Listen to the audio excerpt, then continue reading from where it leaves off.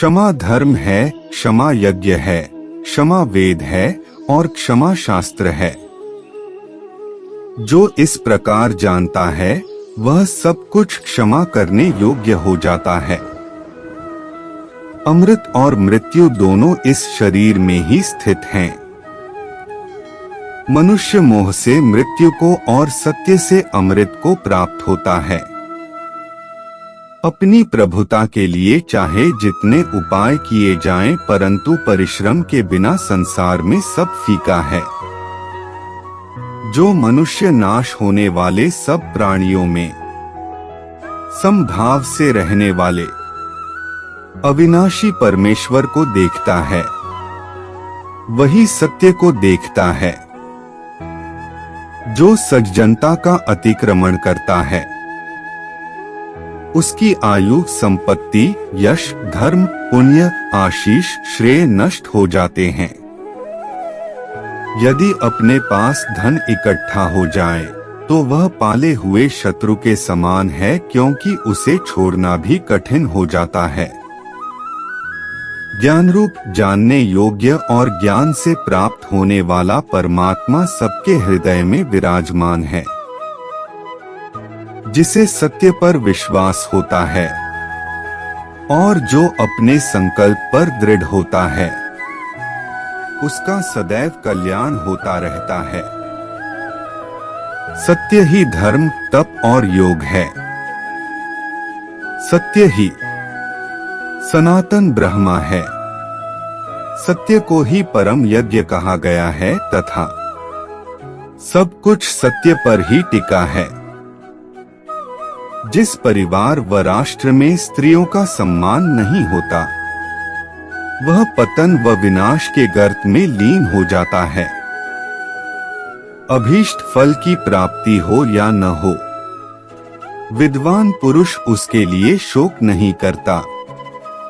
लोभी मनुष्य किसी कार्य के दोषों को नहीं समझता, वह लोभ और मोह से प्रवृत्त हो जाता है। अत्यंत लोभी का धन तथा अधिक आसक्ति रखने वाले का काम, ये दोनों ही धर्म को हानि पहुंचाते हैं। अपने पूर्वजों का सम्मान करना चाहिए, उनके बताए हुए मार्ग पर चलना चाहिए, उनके दिए उपदेशों का आचरण करना चाहिए। गहरे जल से भरी हुई नदियां समुद्र में मिल जाती हैं, परंतु जैसे उनके जल से समुद्र तृप्त नहीं होता, उस प्रकार चाहे जितना धन प्राप्त हो जाए, पर लोभी तृप्त नहीं होता।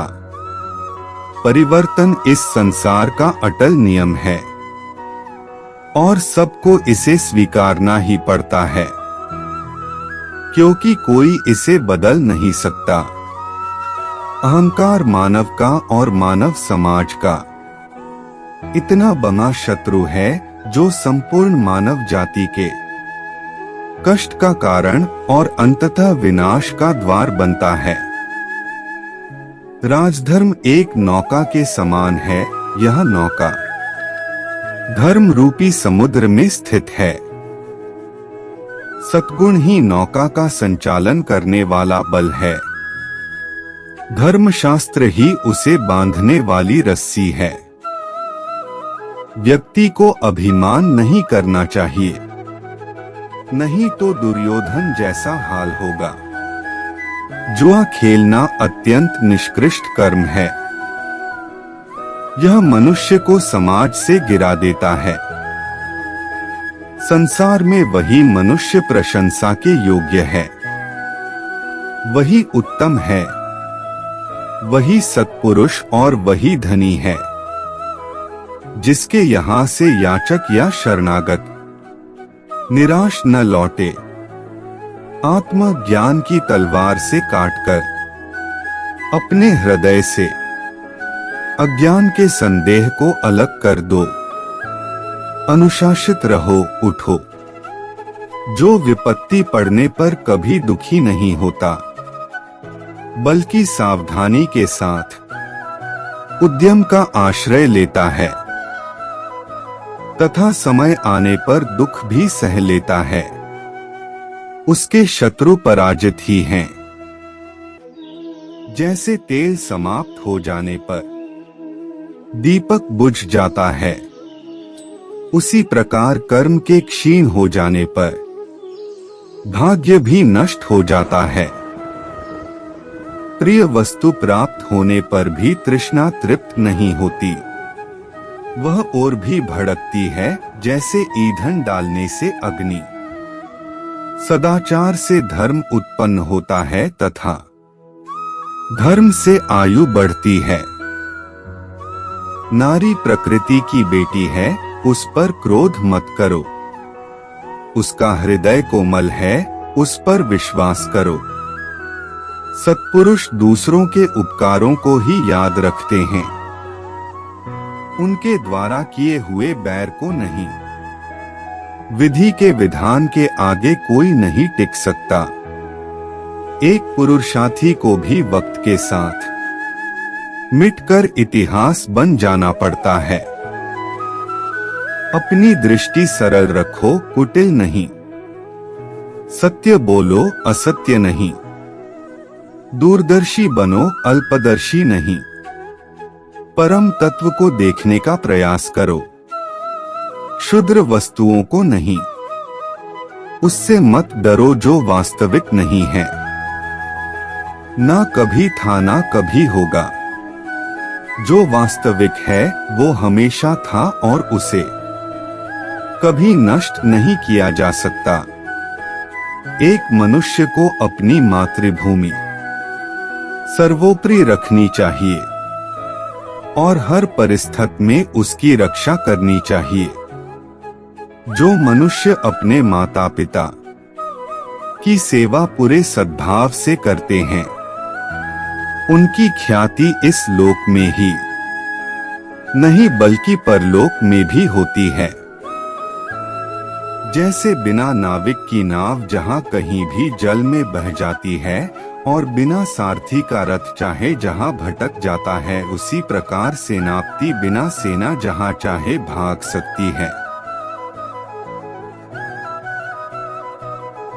जो मन को नियंत्रित नहीं करते, उनके लिए वह शत्रु के समान कार्य करता है। सदैव संदेह करने वाले व्यक्ति के लिए प्रसन्नता ना इस लोक में है ना ही कहीं और। अशांत को सुख कैसे हो सकता है? सुखी रहने के लिए शांति बहुत जरूरी है। जहां सब लोग नेता बनने के इच्छुक हों, जहां सब सम्मान चाहते हों और पंडित बनते हों, जहां सभी महत्वाकांक्षी हों, वह समुदाय पतित और नष्ट हुए बिना नहीं रह सकता। जो मन को नियंत्रित नहीं करते, उनके लिए वह शत्रु के समान कार्य करता है।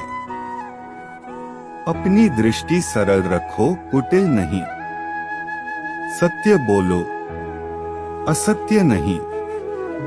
दूरदर्शी बनो, अल्पदर्शी नहीं। परम तत्व को देखने का प्रयास करो, क्षुद्र वस्तुओं को नहीं। लज्जा नारी का अमूल्य रत्न है। व्यक्ति जो चाहे बन सकता है, यदि वह विश्वास के साथ इच्छित वस्तु पर लगातार चिंतन करे।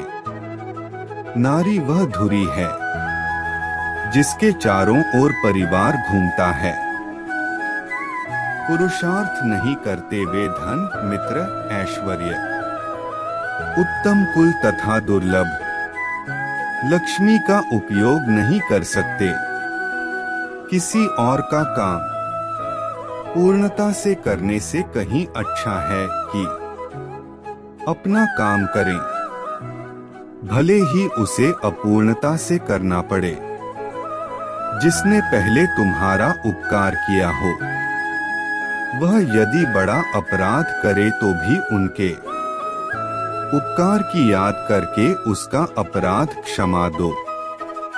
एक बुरा आदमी उतना ही प्रसन्न होता है जितना कि एक अच्छा आदमी दूसरों के बीमार बोलने से व्यथित होता है।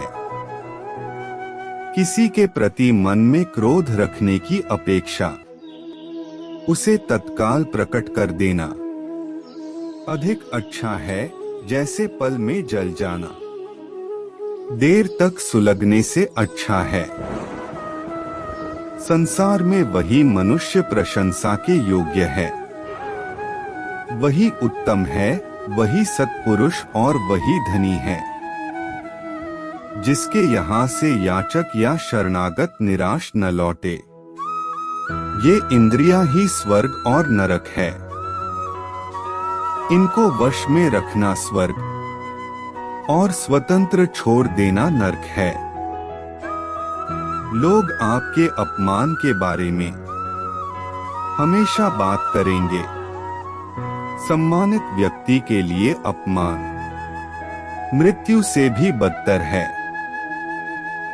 जिस परिवार व राष्ट्र में स्त्रियों का सम्मान नहीं होता, वह पतन व विनाश के गर्त में लीन हो जाता है।